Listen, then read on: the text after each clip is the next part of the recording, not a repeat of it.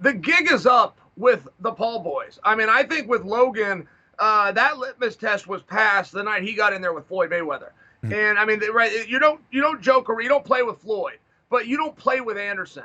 And for Jake Paul to go, I mean, it was somewhere within the pandemic, so somewhere recently, and I even watched it. Jake Paul fight some guy that was known for dunking basketballs, and he goes from that guy in a short period of time to the GOAT.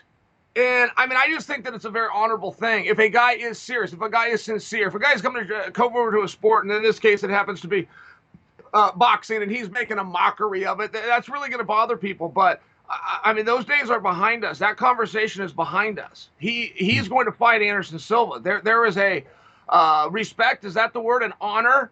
And he deserves credit for it, man.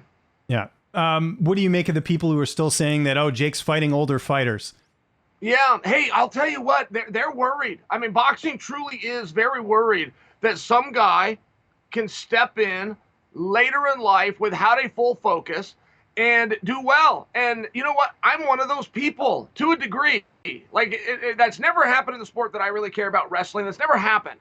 It has happened in MMA. I've seen it a couple times where Matt Horwich comes to mind. If you remember Matt Horwich, but he went on to be the IFL champion. He fought in the UFC a number of times. I think he had 1 win and 2 losses. Very good career, though. He started at 26 years old, and I mean with no background. He was not a high school anything.